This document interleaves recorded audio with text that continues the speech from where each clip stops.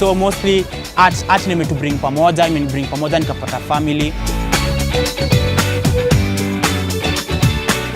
Rarely did I confide to anyone what I was going through first because I was shy to speak about it.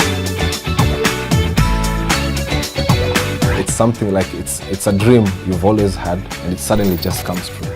Once you just wake up one morning and it's true.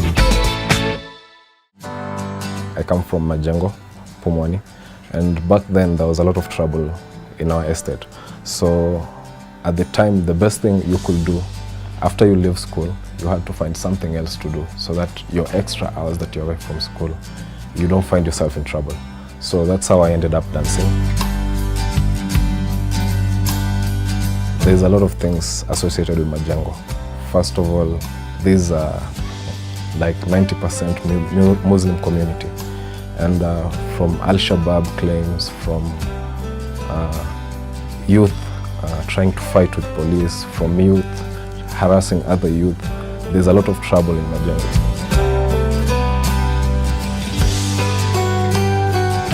My parents died when I was in class 7, almost going to class 8 in a road accident. And circumstances forced me to live with my relatives in Kisumu, whereby my relatives took care of my high school education. My mom and dad separated when I was in class 5, so there was a lot of domestic violence. I watched my mom and dad argue and fight to a point of one leaving, and we were in the middle of the whole drama. So I ended up keeping to myself. The arguments would always ring in my mind the whole time, in class, in school. I was a lonely child. I never wanted to speak to anyone. I ended up getting sick and my parents didn't know what was happening because they had too much going on in their lives. And then finally they decided to permanently separate. So it was a strenuous experience. That's when I realized if I can't speak through words, then I can move to tell what is happening in my life. I feel like dance to me was given as a gift, where that was my means of healing and personal therapy and expression by myself in my room, where that was the words that I couldn't express through my mouth, I was able to work through in movement. And so it was also a space of freedom for me, where that was where no one could control me. That was where no one could tell me what was wrong or what was right. It was just dance. It was just freedom. It was just everything. And through those moments of freedom came my confidence, came my ability to speak up. The first time nili dance, to be honest, ilikuwa nikiwa mdogo, like around class 5, kwa sababu ilikuwa ikifika Sunday, mama anaenda church. Mimi nilikuwa na come up tu na excuse yenye nisiende, nibaki kwa home, maybe napiga dasta ama naosha vyombo, but kumbe kulikuwa na issue ya Kajairo kwa Kiss 100, ilikuwa bado ni kwa Kiss 100, na alikuwa analeta hizi maraga ama dancehall.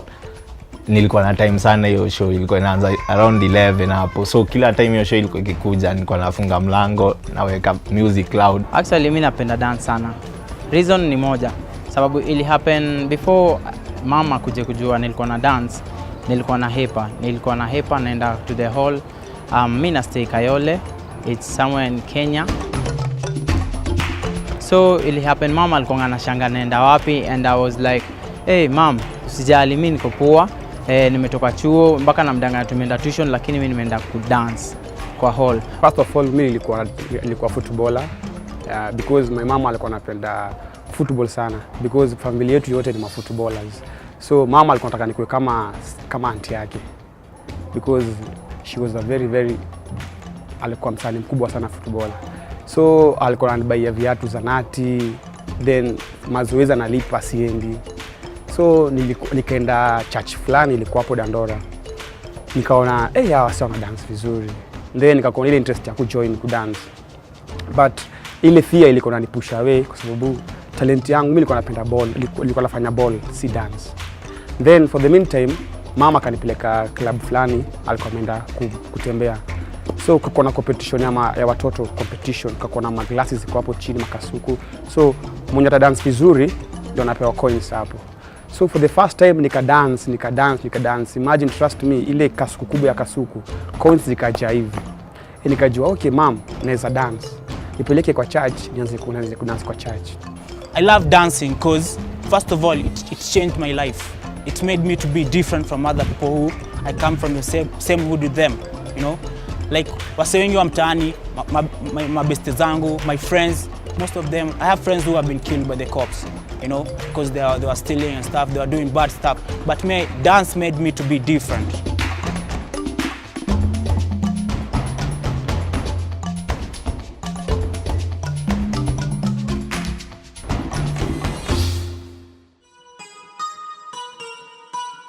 One Move for me is an excellent opportunity for every dancer, not only in Kenya, not only in East Africa, but all over the world. So I'm so excited to take a team from Kenya to Jamaica to represent Kenya.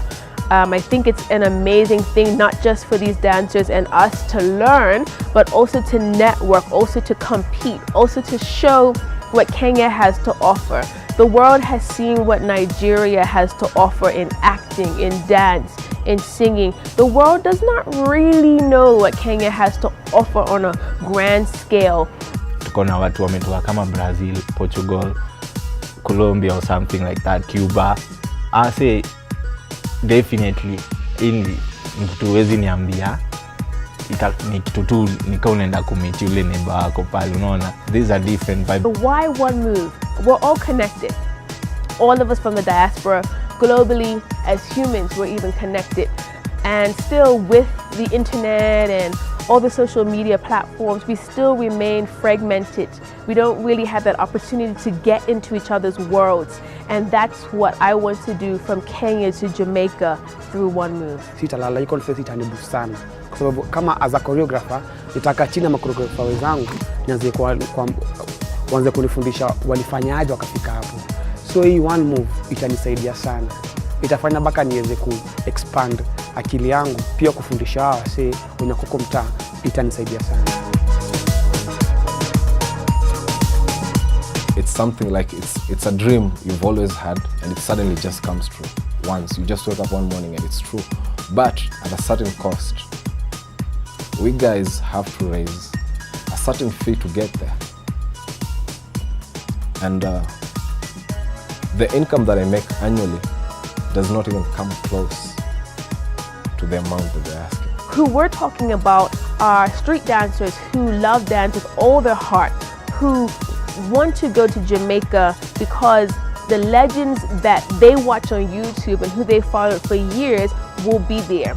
These are dancers that no one knows yet, who could easily choreograph a piece for Justin Bieber, for Rihanna, for Chris Brown, but no one knows their name, no one's seen them, and maybe their Instagram account doesn't have many followers.